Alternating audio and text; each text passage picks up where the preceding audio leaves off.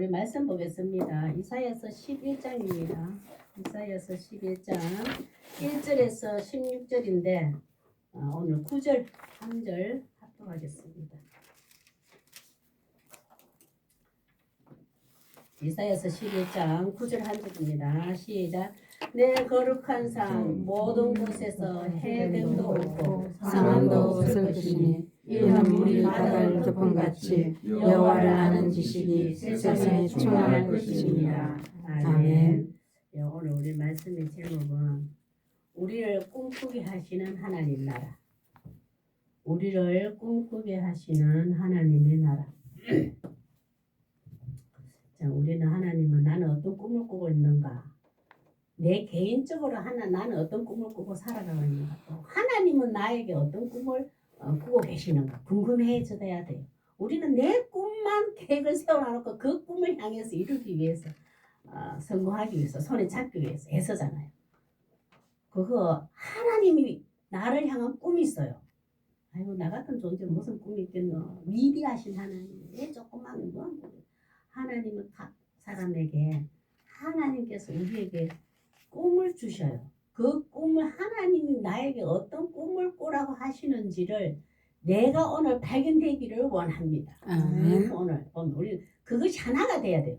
하나님이 나를 향해서 꿈꾸고 계시고 나는 그 꿈이 하나님 꿈을 알게 되어서 나도 그 꿈을 꾸어야 되겠다. 하나님 하나가 돼야 되는데 우리는 다 이제 이게 떨어져가 있다 보니까 그러면 하나님 없이 꿈꾸는 시 사라지는 있을 거예요. 하나님 나에게 주시는 꿈을 내가 발견되어서 그 꿈을 나도 쫓아가게 되면 영원한 거예요. 우리 돌잡이 때부터 그러잖아요. 부모들이 야 우리 애가 뭘 잡을까 못해가 막 부모들이 그 애의 꿈을 심어 넣어 줘버려. 어릴 때부터 너는 이렇게 살아라. 너는 이렇게 살아. 내가 살아보이 이거 힘들더라. 니는 이 길을 가라. 길도 선택해줬고 꿈도 딱 정해줘버려. 그러면 자녀들은 이게 엄마 아버지의 그늘이 크다 보니까 꼼짝도 못하고 내 의견도 말도 못하고 그 꿈을 하지 마 쫓아가는 거예요. 하나님이 나에게 주신 재능과 꿈이 일치하지 않으면 아무리 부모가 그 길을 가르치고 강요해도 애는 가면 갈수록 버겁습니다. 우리 멀리 볼 거 없어요. 우리 집에부터 너무 아버지가 아들 딸에게 품고 있는 꿈하고 너무 안 맞으니까 너무 힘든데 이제 아버지가 포기를 하는 거지. 하나님이 각 사람에게 주신 꿈을 그들은 이제 조금이라도 눈뜨고 알게 된 거예요. 그래서 쫓아가다 보니까 보람있고 재밌고 즐거워. 근데 부모를 봤을 때는 그 꿈이 아니다 보니까 이런 갈등이 많이 생기는데 하나님께서 나의 주심을 발견되는 것이 가장 좋아요. 보면 좀 일찍 오는 자도 있고 늦게 오는 자도 있는데 언제든지 하나님 지금 이 시간도 발견되면 최고의 복입니다. 우리 가슴에 손을 얹고 하나님께서 이루어 놓으신 평화의 나라에 꿈을 가지는 복을 주소서. 아멘. 하나님 내 허황된 나만의 꿈이 아니고 하나님께서 꿈꾸고 계시는 그 나라를 제가 보게 해줬어요. 그래서 하나님 희수가 네 세상 끝 기으면서 네 꿈꾸고 있는 거 그것이 사라지는 한계 같아. 내가 너에게 이 꿈을 꿈꾸기를 원해 이거예요. 오늘 우리에게 하나님이 너 이 꿈꾸고 살아. 엄청난 내가 복을 줄게. 근데 그걸 오늘 이사야서 11장인데 얼마나 이 당시에는 지금 힘들어요. 옆에 강대국에 의해서 위협을 받고 쫓기고 쫓기는 상황이고 얼마나 힘들어요. 고난과 낙심과 좌절과 모든 상황에 희망이 없어 보이는 곳에 하나님이 이사야서 11장 이래 처음으로 온 우주적으로 하나님이 거대한 꿈을 꾸어라. 우리가 힘들고 어릴 때 어떤 꿈을 꿔요? 자꾸 이제 막 꿈이 더 사라지지. 부푼 꿈도 자꾸 사라지는데. 그런데 그 속에서 절망 속에서 하나님이 큰 꿈을 하나님의 나라 하나님 꿈꾸게 하신 나라를 오늘 세 가지로 한번 보겠습니다. 첫째, 그리스도의 인격과 능력으로 통치하시는 정의로운 나라입니다. 하나님께서 우리에게 이런 꿈을 꿔라. 네 인생에서 첫째는 그 꿈이라는 것은 내 개인적으로 와야 됩니다. 그리고 교회에서 말씀을 통해서 내 개인적으로 받고 그 개인적으로 받은 하나님의 나라를 내 가정에서 내 삶의 현장에서 나타내 보여주는 거예요. 그리고 교회 갔더니 그리스도의 영격과 성령으로 통치하시는 정의로운 나라의 하나님 나라를 보고 들려줘야 돼요. 교회는. 세상에는 이런 평안의 나라가 없거든요. 교회 안에서 이걸 듣고 세상에서 역할을 번져가야 되는 건데 1절에서 5절 한번 보겠습니다. 1절에서 5절 1절요. 시작. 이새의 이새에서 한 삭이 나며 그 뿌리에서 한 가지가 나서 결실할 것이요. 그 뿌리란 것은 우리 저번에 그루터기 했잖아요. 그루터기 남은 자. 그 자를 하는데 여기서 보면 그러면 하나님이 이새의 줄기에서 하지 말고 다윗의 줄기에서 한 싹이 켰으면 왜 이스라엘 사람들은 다윗이 최고의 위대한 왕이에요. 강한 나라였고 많은 이스라엘 사람들을 다른 민족으로부터 어떤 침범이 들어와도 공격이 들어와도 전쟁이 치러도 성리에서 내 백성을 지킨 강한 리더자가 다윗 왕이에요. 그래 이스라엘 사람들은 꿈꾸는 나라가 다윗 왕 같은 자가 다시 한번 일으켜 세워서 우리나라를 지켜줬으면 좋겠다. 지금은 우리는 지금 다른 나라를 통하여서 자꾸 소멸되고 약해진 상태니까 이것을 꿈꾸고 있었어요. 그런데 여기서 다윗의 줄기에서 한 싹이 했으면 이스라엘 사람들 눈에 번쩍 떼가지고 다 위대한 왕 다윗 같은 또 하나님 세워주시려나 할 수 있잖아요. 이 예언을 들으면. 근데 이새의 줄기를 했어요. 이새는 다윗이 아버지인데 다윗이 왕 이전에 이새와 다윗의 형제들의 가족에는 비참한 인생이에요. 희망이 없어 보이는 인생이에요. 거저그런 인생이에요. 또렷하게 뭔가 뛰어난 게 없는 인생이었어요. 그들과 낙심 속에 살아갈 때에 하나님 다윗도 이전에는 하나님이 다윗을 왕으로 기름 부으기 이전에 택하기 전에는 거저 비참하고 희망이 없고 꿈도 없는 소년이었다고요. 그 가정 형편에서 그런 가정에 살았지만 하나님 다윗을 선택하여서 위대한 이스라엘 나라를 통치하는 왕으로 세운 겁니다. 그래서 이걸 생각하라고. 하나님이 다윗을 그렇게 사용했다는 것을 이스라엘 사람들에게 생각하라고 이새의 뿌리라고 했어요. 아하, 우리는 지금 약해져 있지만 강대국을 통해서 초라한 인생이고 비참하고 희망 없어 보이지만 한 왕이 다시 한번 우리를 이렇게 세워주구나. 이스라엘 사람들을 꿈꾸게 만들어요. 이새의 뿌리에서 이 말씀을 통해서 다윗도 그랬잖아요. 이제는 그렇지만 참 2절 한번 볼까요? 하나님이 이제 2절하고 3절, 4절, 2절하고 2절, 3절을 보면은 다윗이 왕 시대에 이렇게 했었어요. 다윗은 또 그 이스라엘 북이스라엘과 남유다 통합해서 한 이스라엘의 통치자 왕으로 왕답게 했었어요. 실제로 이스라엘 2절, 3절처럼 이렇게 또 하나님의 영의 감동을 받아서 이렇게 했었어요. 그때 보면. 그러나 하나님께서는 다윗 왕이 이렇게 했듯이 다윗은 이제 죽고 없어졌잖아요. 다윗 죽고 없어졌어.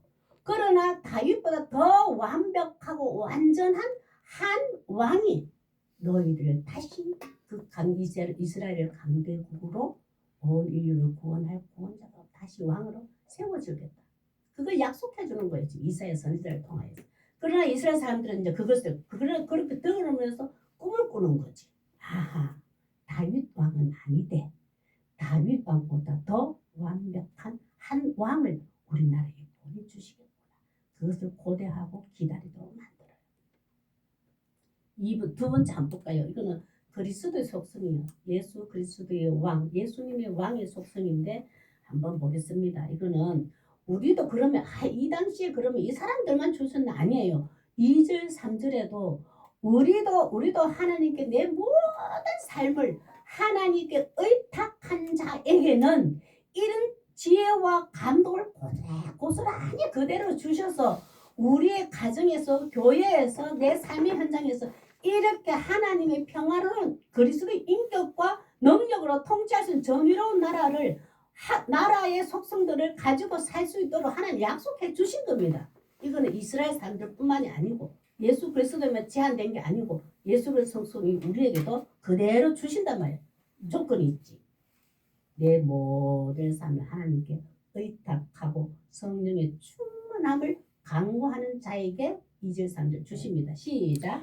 그 위에 여호와의 영, 곧 지혜와 총명의 영이요, 모략과 재능의 영이요, 지식과 여호와를 경외하는 영이 강림하시니. 그 지식이라고 뭘까? 성경을 많이 아는 거, 물론 많이 아는 것도 맞아요. 이 문맥상으로. 그러나 여기 지식은 그리스도의 깊이 상고하여서 그리스도의 마음을 알아가는 것, 그리스도의 뜻을 알아가는 것, 이 지식을 여호와를 경외하게 될 것이다. 우리는 예수님을 알면 알수록요, 여호와 하나님을 경외하게 되어 있어요.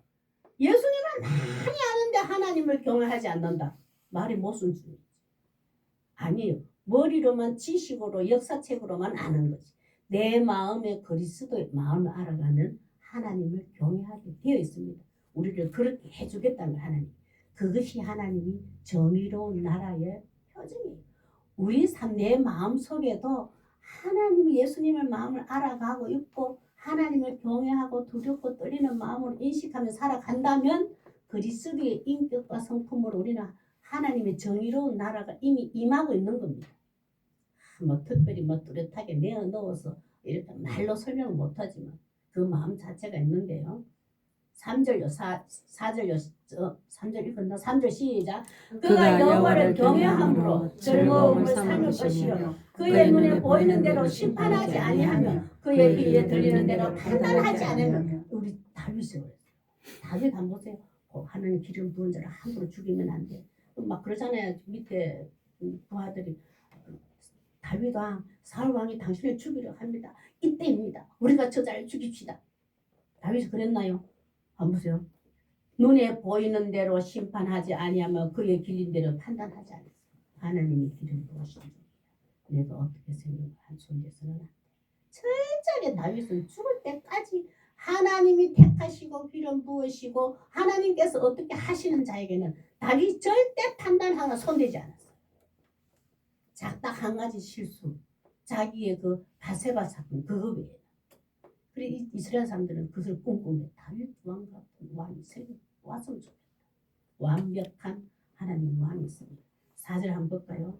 다윗도 이래 했지만 4절에 보면 정확하게 예수 그리스도의 속성이 시작. 공의로 가난한 자를 심판하며 정직으로 세상에 겸손한 자를 판단할 것이며 그의 입에 막대기로 세상을 치며 그의 입술의 기운으로 악인을 죽일 것이며 5절요. 공의로 그의 허리띠를 삼으며 성실로 그의 몸의 띠를 삼으리라. 성실한 것은 정의예요.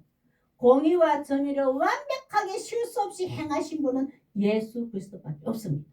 오늘 5절 4절 보면 공의로 가난한 자를 심판하고, 가난한 자가 뭐예요? 실제로 경제적으로 어려우면 가난한 자 아니에요. 어떤 상황에서 힘없는 자, 그 분야에 약한 자, 힘없는 자가 그에 대해서 알지 못할 때는 억울함을 당할 때가 많잖아요. 근데 예수님은 그게 아니에요. 진정한 예수님 왕은 공의로 반드시 힘없는 자가 들어봤을 때 하나님은 공의의 하나님, 예수도 공의의 하나님이에요.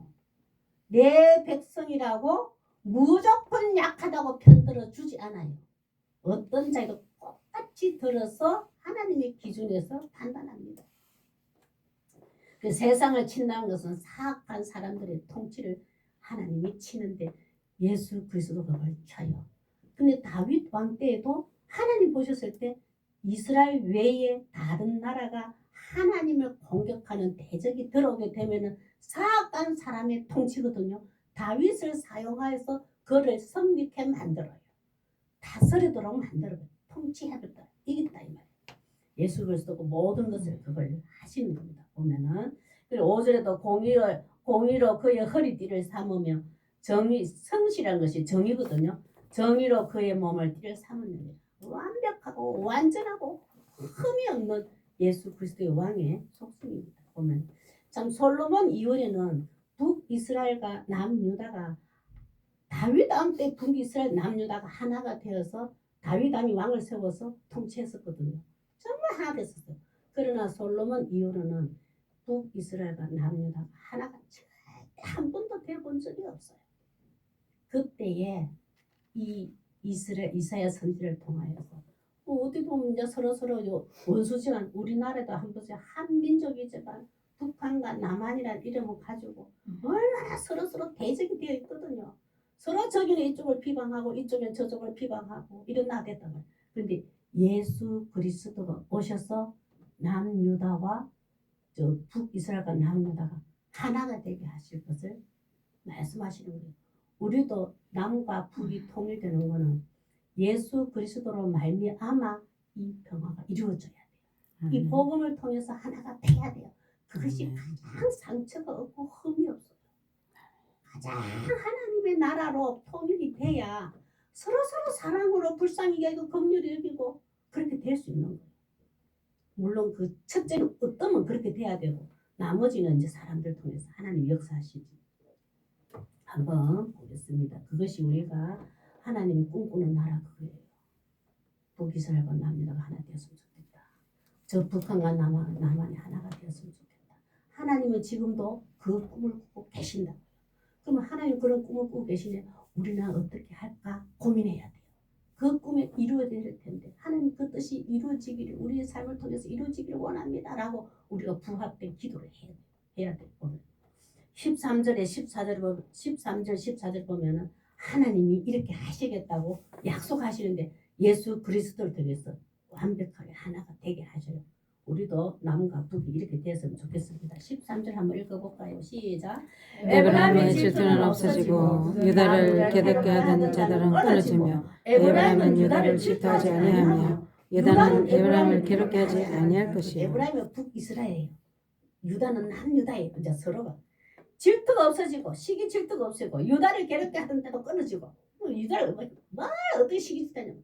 북이스라엘에서 뭐 그냥 야 하나님의 약속은 왜 유다 지파에게만 주시는가? 왜 하나님의 성전은 예루살렘 성전에 거기만 하나님이 왜 있는가? 북이스라엘 너무 시기 질투했어요. 우리도 비슷한 예루살렘의 성전 같은 거 우리도 성전 지어서 여기서 예배드려 보자. 그 당시에는 하나님이 예루살렘에 정하신 곳에서 예배드리라 했어요. 거기서 하나님이 임재하시고 말씀하시겠다고 하셨거든요. 근데 이 북이스라엘 계속 시기 질투하는 거예요. 똑같은 우리의 하나님인데 왜 저기만 예루살렘 성전이 있을까? 왜 하나님이 유다 지파에게만 그 약속을 하셨을까? 시기 질투가 나중에 예수 그리스도를 통하여서 예수님이 어떻게 사마리아의 여인 만나러 갔잖아요. 발걸음이 갔잖아요. 그 복음을 통해서 하나가 돼요. 유다도 개처럼 짐승처럼 돼요. 아수를 통해서 혼하게 되고 결혼을 하면서 하나님 주신 신앙을 훼손되었다. 그니 그를 얼마나 더럽게 봤는지 개 짐승처럼 봤어. 우리는 깨끗해. 너 북이스라엘 한 형제지만 보세요. 얼마나 정직했는지. 거기 가지도 않았어요. 그 발 한 디뎠다도 얼마나 씻고 난리 났어. 그 유다도 그 에브라임을 괴롭히지 않겠지만 유다는 북이스라엘을 괴롭히지 않은 적개심을 끊어버렸다. 그만큼 개돼지 취급받은 것이 그리스도에서 하나가 되었다. 14절 한번 볼게요. 14절 한번 보세요. 한번 이렇게 된 다음에 이제는 다윗 유다 왕 그거죠. 다윗 왕 때에 북이스라엘과 남유다가 하나가 되어서 왕이 된 것처럼 이제는 하나가 되었습니다. 13절에서 이렇게 하나가 되었잖아요. 이제 그들이 북이스라엘과 남유다가 하나가 되면 그들이 한 보세요. 어떻게 되는가. 14절 시작. 그들이 서쪽으로 블레셋 사람들을 어깨에 나를 안고 공격을 했단 말이요. 함께 동방 백성을 노락하며 에돔과 모압의 손을 대며 정복했다. 암몬 자손을 자기에게 복종시키리라. 하나님이 이제 하나가 되어서 예수 그리스도 하나 되어서 옆에 있는 모든 블레셋, 에돔, 모압, 암몬 이 사람들 얼마나 이스라엘 사람들 괴롭힌지 몰라요. 이들은 하나님이 없이 하나님 말씀이 없이 살았던 자들이기 때문에 인간이 세운 어떤 사상과 가치관을 신으로 우상을 섬기면서 살았어요. 그리고 그들이 이스라엘 사람들 얼마나 얕잡아보고 공격했는지 몰라요. 그런데 하나님이 하나가 되어서 이들을 오히려 장악하고 점령하고 빼앗아서 어떻게 보면 자기 아래에 복종시키리라. 근데 야 하나님이 사랑이 없네. 너무 심하다. 어떻게 주위 사람들 다 내인데 단어를 하면 복종시키고 약탈하고 하나님은 사랑이 없어 보이잖아요. 이 말을 그대로 들으면 무서운 하나님. 그러나 어떻게 깊은 한 번 더 너무 속에 깊은 걸 생각하면 그들은 하나님 없이 자기 인간이 세운 가치관을 최우선적으로 꿈꾸며 살았던 자들이 이 모든 자들이. 그런데 하나님이 하나가 되어서 그들 다 품어버렸어. 정복하고 다스리게 되었단 말이야. 왜냐하면 이스라엘 사람들 뭘로 다스렸을까요? 블레셋, 에돔, 암몬 모든 자손에게 하나님 말씀의 중심으로 인간답게 살아가는 것을 그들에게 보여줘 버려요. 우리나라에 들어왔나? 이스라엘 다 합류해라. 들어와. 어찌로자 다 우리 표현으로는 빼앗아서 정복했습니다.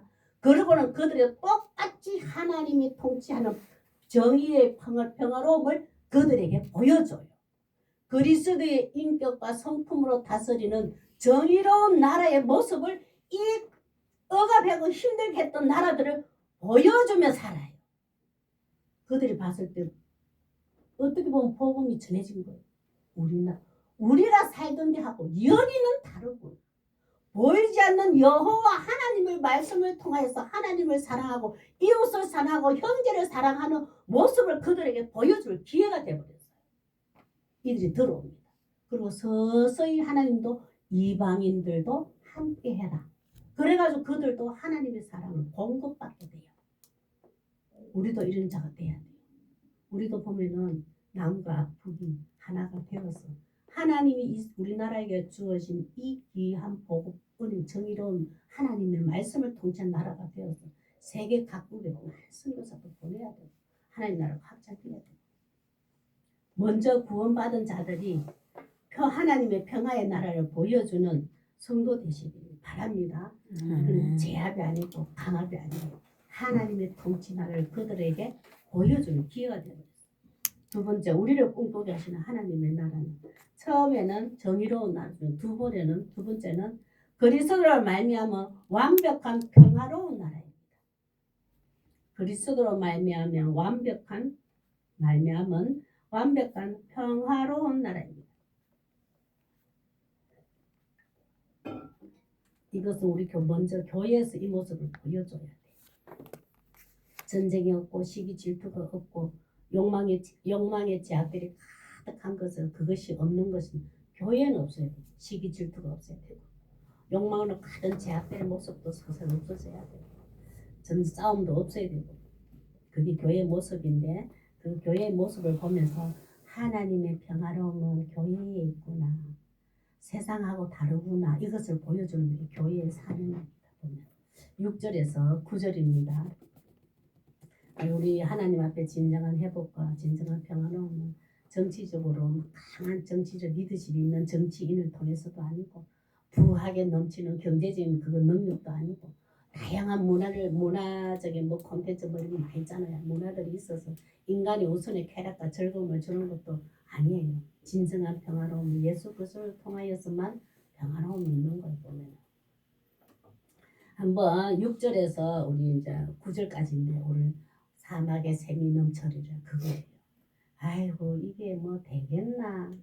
이 세상에 전쟁이 이렇게 난리인데 뭐 우리 꿈꿀 수도 없는 나라예요. 이 6절에서 8절 9절은 그러나 하나님은 우리를 그걸 꿈꾸게 하셔요. 아니야. 내가 먼저 너 심령 속에 임했어. 너와 함께해서 너에게 그 꿈을 이룰 거야. 내가 하나님 이 6절에서 8절 사이에 이 꿈들이 저를 통해서 이루시를 하나님의 꿈이라면 저 삶 속에서 먼저 이 꿈이 이루어지게 해주시고 저도 그 꿈을 꾸게 하소서 기도해야 돼요. 그러다 보면은 내 옆에 있는 사람, 내 함께 하는 사람에게 이 평화로운 나라가 사실 전해져요. 전염이 되어가요. 정말 좋은 전염이 되어가. 이 선한 역할이라고 하잖아요. 빛과 소금이라 하잖아요. 그걸 나로부터 시작해야 됩니다. 이거는 무한한 꿈이 내가 뭐 하겠노 싶지만 내 마음속에 이것이 먼저 이루어지는 것이 하나님의 꿈입니다. 우리에게 다 하나님 나라를 평화로운 나라를 꿈꾸고자 이곳에 불러주셨잖아요. 우리 6절에서 8절까지는 그렇게 어려운 것들이 없는데 전체적으로 보면 뭐냐면은 내 마음속에 내 심령 속에 내 삶 속에 그리스도의 나라가 온전히 임할 때 내가 예수 그리스도를 온전히 영접하는 순간부터는 이것이 해결됩니다. 시기 질투도 없어지고 약육 방식의 세계의 삶의 기준이 깨어지고 부서지고 없어지는 거예요. 한번 보겠습니다. 이거 짐승을 막 강한 거 약한 거 자꾸 나오거든요. 이게 뭐냐 하면은 있다고 해서 가졌다고 해서 부하다고 해서 권력을 짓다고 해서 약한 자를 얕잡고 그게 아니라 강한 자는 약한 자를 돌보고 약한 자는 강한 자에 함께 있으면서 똑같은 즐거움을 누린다 이거예요. 얼마나 평화스러운 나라예요. 우리 교회 어디에서 교회에서 이것이 연습되어져야 되고 실제로 임해야 되고 이 교회에서 된 것이 내 가정에서 영향을 끼쳐야 되고 내 삶에 영향을 끼쳐야 돼요. 6절 8절까지 우리 이걸 나도 이런 자가 되기를 원합니다. 내부터 먼저 이래 되기를 원하고 우리 교회가 되기를 원합니다. 우리 그런 마음으로 쭉 읽겠습니다. 시작. 그때에 이리가 어린 양과 함께 살며 호범이 어린 염소와 함께 누우며 송아지와 어린 사자와 살찐 짐승이 함께 있어 어린 아이에게 끌리며 아이고 어린이들이 이 사자도 끌고 다니고 표범도 끌고 다니고 어린 사자만 짐승들도 막 끌고 다니는데 사자들 꼼짝을 안 해. 끌려다닌대. 이 표현이 그만큼 빈부간의 차이, 가진 자 약자의 차이, 아픈 자와 건강한 차이가 없었더라 이 말이에요. 이건 누굴 통해서? 그리스도를 통해서만 이루어질 수 있어요. 내 마음 속에 내 이웃을, 내 공동체를, 내 거기지 형제 자매를 이런 사랑으로 보고 있다면 이미 하나님의 평안한 나라가 임하고 있는 겁니다. 보면 7절요. 시작. 암소와 곰이 함께 먹으며 그것들의 새끼가 함께 엎드려지며 엎드려가 눕는다. 같이 누워있대요. 시작. 사자가 소처럼 풀을 먹을 것이며 사자가 소처럼 묻는다. 사자는 그 짐승 살아있는 짐승을 잡아먹잖아요. 가장 크니까 내보다 밑에 있는 가장 밑에 있는 먹이 사슬이라고 하잖아요. 가장 밑에 있는 짐승을 잡아먹잖아요. 크기를. 어린 걸 안 잡아먹습니다. 사자는. 왜냐하면 그보다 더 큰 게 잡아먹어야 되니까 질서가 있기 때문에. 근데 그렇게 약육강식 강하다고 해서 약자를 무조건 우습게 잡았는데 그런 게 없었다. 그런 죄의 쇠사슬이라든지 강자의 약육강식 세계가 끊어졌더래요. 8절요. 시작. 젖먹는 아이가 독사의 구멍에서 장난하며 젖된 어린아이가 독사의 굴에 손을 넣을 것이라. 독사의 굴에 손을 넣어도 독사가 오늘 제가 다 좀 우리 고추밭에 가는데 저는 제 눈에 뱀이 잘 안 보이거든요. 근데 어제 고추를 다 심었단 말이에요. 그래서 오늘 이제 조금 잘 밤새 어떻게 했나 궁금해가지고 딱 가려고 하는 데 있잖아요. 그 길목에 딱 우리 밭에 내려가 길목에 뱀이 딱 있는 거예요. 내가 얼마나 놀라 많이 커. 그래서 돌을 하나 탁 던졌거든요. 꼬리 쪽에 분명히 건들렸어요. 그러면 얘가 도망가야 되잖아요. 도망을 안 하는 걸. 아니 저기 차도 안 지나갔는데 누구 지나가지는 밟진 않았을 텐데 왜 꼼짝을 안 할까? 그래 앞에는 머리가 약간 들은 것 같기도 하고 그래 햇빛이 쬐는 것 같다 싶고 또 하나 더 던졌어요. 2개를. 그것도 꼼짝을 해요. 그로부터 겁이 나가지고 내가 교회 갔다 온 사이에 오늘 없는 사이에 하나님 어디 안 보이게 뭐 죽으라 소리 못 하겠고 내가 뭐 죽을 수는 없고 어떻게 하나님 제 눈에는 안 뜨게 해주지 그거 안 갔어요. 밭에 안 가고 바로 왔어요. 이 독살 손는데 안 잡아. 얼마나 평화스러운 나라예요. 참이 짐승으로 표현했지만 그런 교회에서 먼저 그런 걸 보여야 되는데 한번 또 구절 한번 볼까요? 내 거룩한 사는 것은 그리스도를 나의 구원자로 영접한 하나님의 구원받은 자입니다. 시작. 내 거룩한 삶 모든 곳에서 해됨이 없고 서로 해치는 게 없단 말이에요. 시작. 상함도 없고 서로 다치는 것도 없어. 서로 다치는 건 없어. 우리가 그리스도를 내가 구원자로 영접했다 믿게 되었다면 이제는 내가 누구를 해쳤어도 안 되고 내가 누가 상하게 했어도 안 돼요. 그걸 애써야 돼요. 우리는 상하게 해놓고 해치고 해놓고 죄송해요 용서해 주세요 이런 스타일인데 물론 또 그래 해놓고도 자꾸 근데 이 제 경험인데 자꾸 해치고 상해놓고 죄송해요 용서해 주세요 이게 자꾸 했거든요. 근데 어느 날 순간인가 그게 무디어지고 약해지고 횟수가 줄어드는 거는 사실이에요. 그래서 하나님 살아계셔 확실해요. 보면 저기 자꾸 회개하니까 내가 자꾸 하나님이 나를 고쳐주시는 것 같아요. 이제는 상하게 하고 해치지 않도록 그게 하나님의 거룩한 나라입니다. 시작. 이는 물이 물이 바다를 바다를 덮은 덮은 같이 같이 여호와를 아는 아는 지식이 지식이 세상에 세상에 충만할 것입니다. 하나님의 말 세상에 충만하게 해줄 것이다. 너희들 그것을 해라. 그리스도로 말미암아 완벽한 평화의 나라가 네 마음속에 임하기를 원하느냐? 네. 그럼 네가 그리스도를 아는 지식에 그리스도의 마음이 내 마음에 소유되기를 원합니다. 그리스도의 마음이 내 마음에 가득 차기를 원합니다. 물이 바다를 덮은 거야. 내 인생 머리부터 발끝까지 내 심령 생각과 마음까지 그리스도의 마음으로 가득 차기를 원합니다. 기도해봐라. 내가 이 세상에 충만하다. 참 평화로움을 가득 차고 우리가 이거 기도하지 않았기 때문에 못 받는 거예요. 그래서 하나님이 꿈꾸시는 거예요. 너 이런 기도 좀 해라 내인데. 너 이런 꿈을 내게 좀 꿔봐. 내가 100% 줄게 이 말이에요. 우리가 그런 꿈을 꾸어야 돼.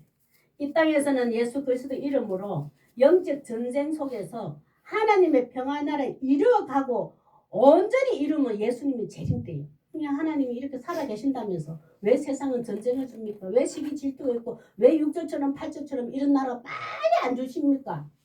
근데 예수님이 재림때에 완벽하게 완성될 나라예요. 그러나 여기는 지금 계속 전쟁 속에 시기 질투 속에 약육 방식의 삶 속에 우리를 살게 하셔요. 그러나 예수님 그냥 놔뒀나요? 내 이름으로 넉넉히 이기게 해주리라. 성령 충만함으로 내 이름으로 기도해라. 내가 반드시 이기게 해주리라. 하나님 나라를 소유하고 이 땅에서 살아가는 거예요.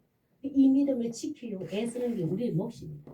완벽한 나라는 예수님의 재림 때입니다. 요한계시록 21장 1절하고 4절 5절 1절 시작. 또 내가 새 하늘과 새 땅을 보니 처음 하늘과 처음 땅이 없어졌고 바다도 있지 않더라.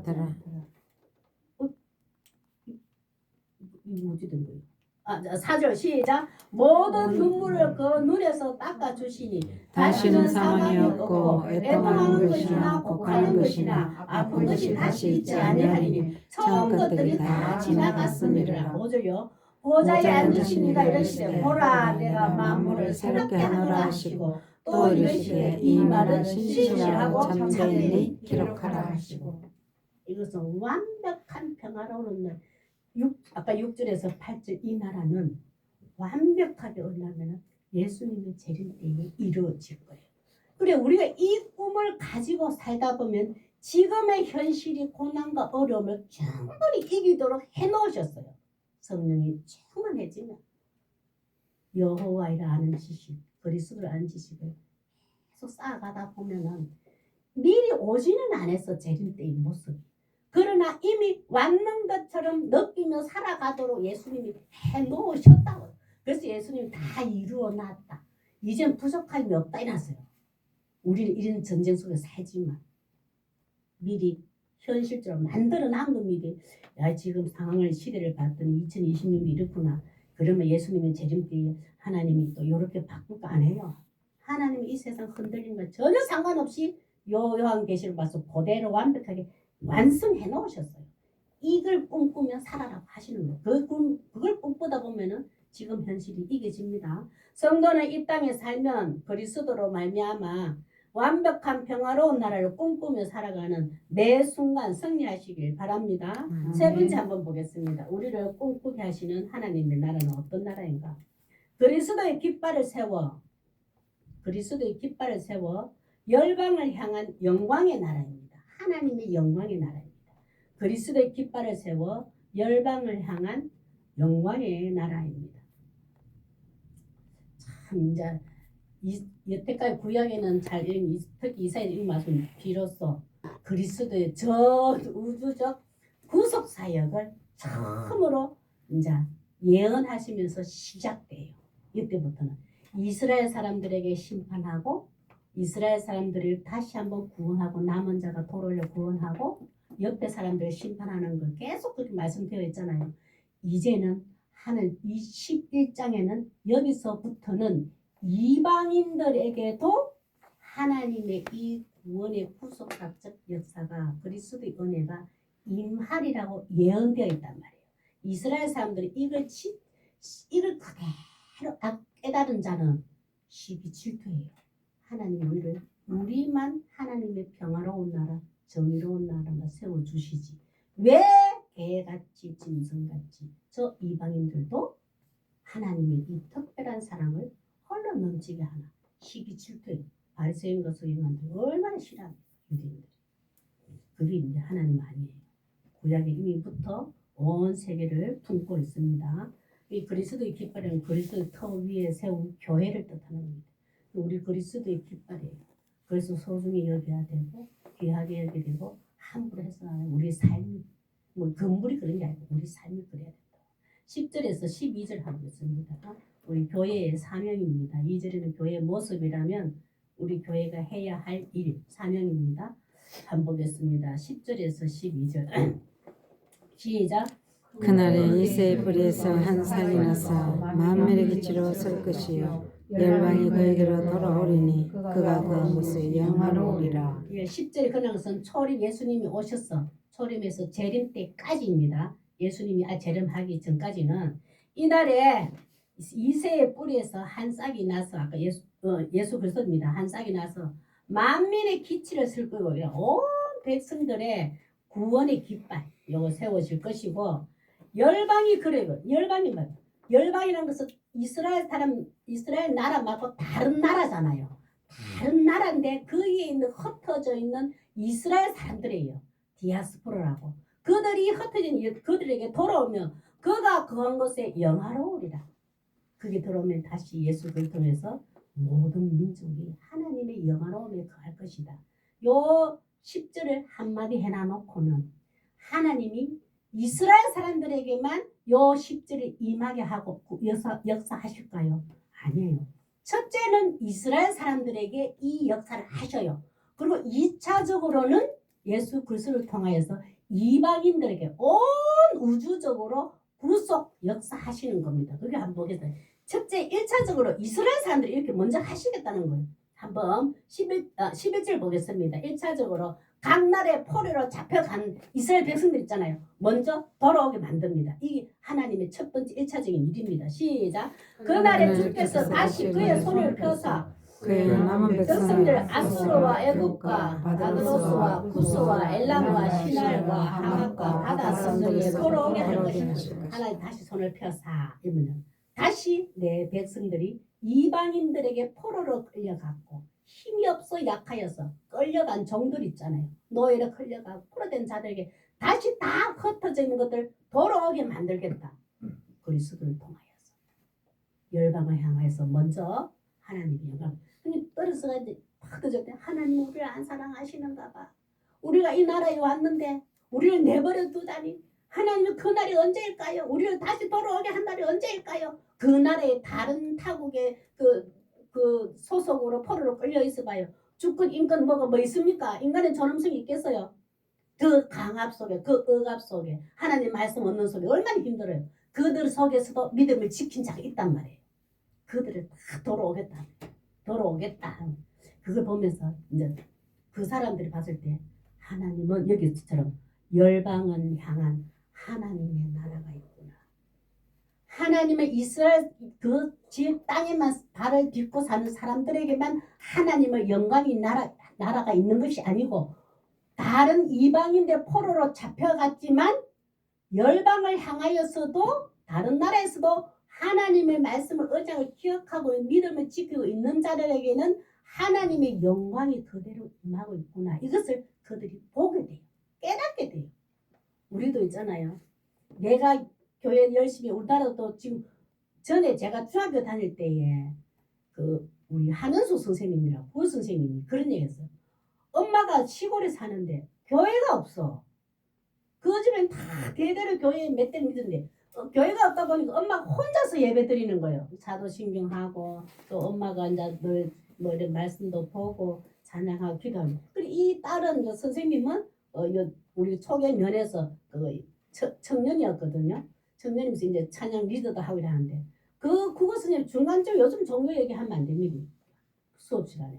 그러나 그 구성님은 가보니까 약간 전도를 하셨는 것 같아. 그때마다 이게 뭐 흠이 없었어요. 흉불도 아니고 우리도 또 절개 들었고 예수님을 잘 모를 때니까 그 엄마의 신앙생활을 요래 한 5분씩 잠깐 해줘보면 철저하게 이거 열방 교회는 지금 뭐하나 너무 떨어져 있으니까 버스도 없고 하니까 떨어져 있는데 열방은 한 하나님의 영광이 그대로 영광의 나라 그대로 그 어머니에게 있는 거예요. 그 이 딸이 본 거예요.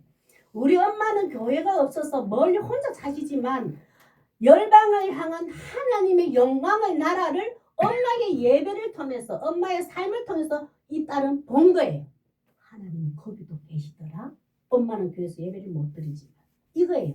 지금 이스라엘 사람들도 다 그들의 다른 나라에 포로 잡혀갔지만 그들은 깨닫는 거예요. 우리가 왜 이렇게 포로 잡혀왔을까?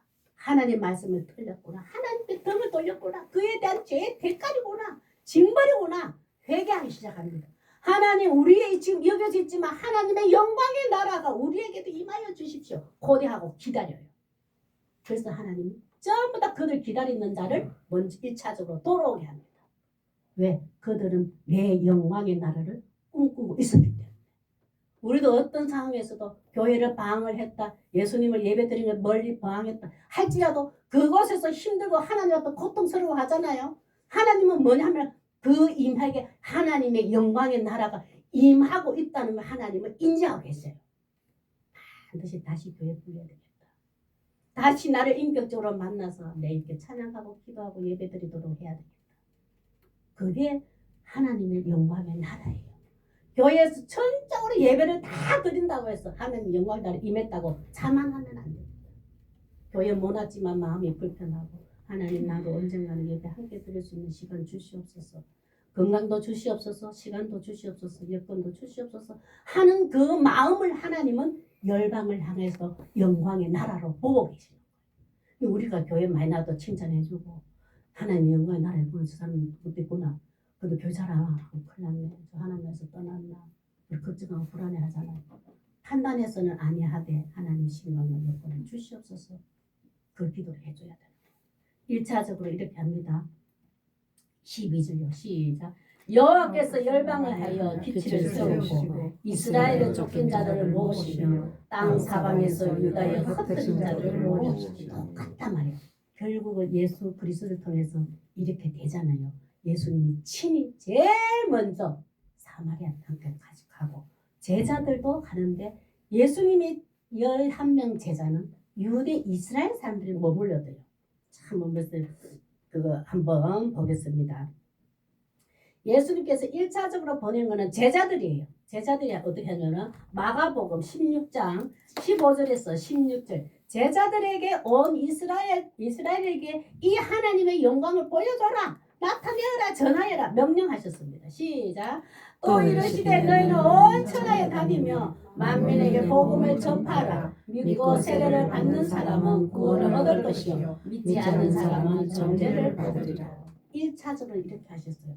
근데 아까 요리 보면은 12절이고 11절 보면 열방을 향하여 1차적으로 내 백성을 돌아오게 하지만 2차적으로는 누굴 쓰냐 사도 바울을 통해서 이방인들에게 복음을 전해요.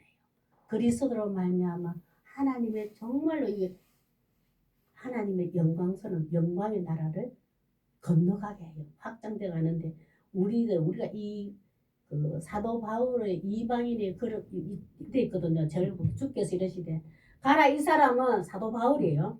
사도 바울은 내 이름을 이방인과 임금들과 이스라엘 자손들에 전하기 위하여 택한 나의 그릇이니라. 그러면 이 사람 했을 때 사도 바울 이름만 넣으면 안 돼요. 전부 다 내 이름을 각자 이름 넣어요.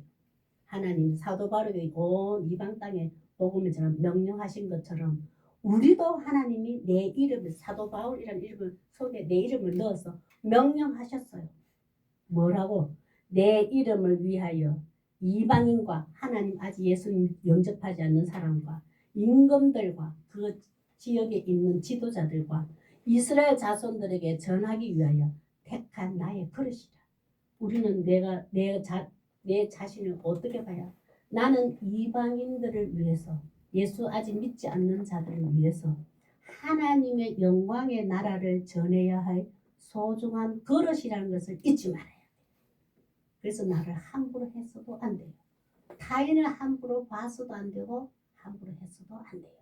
그 사람은 그 사람 나름대로의 그릇으로 믿지 않는 이방인에게 그리스도의 영광의 나라를 보여줄 그릇으로 지금도 쓰임 받고 있다는 것을 우리는 봐야 돼요. 내 그릇은 소중하고 남의 그릇은 귀하게 여기지 않는다면 안 돼요.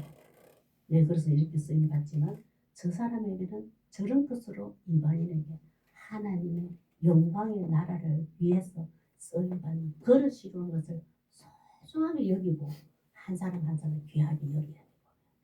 우리는 다 이 소명을 가졌고 이 소명으로 부름받았고 이 사명을 가진 자들입니다. 늘 기억해서 하나님의 평화의 나라, 하나님 우리만 하나님 나라를 꿈꾸니까 하나님이 우리에게 꿈꾸는 나라를 전하는 삶이 될 수 있기를 바랍니다. 우리 다 같이 기도드리겠습니다.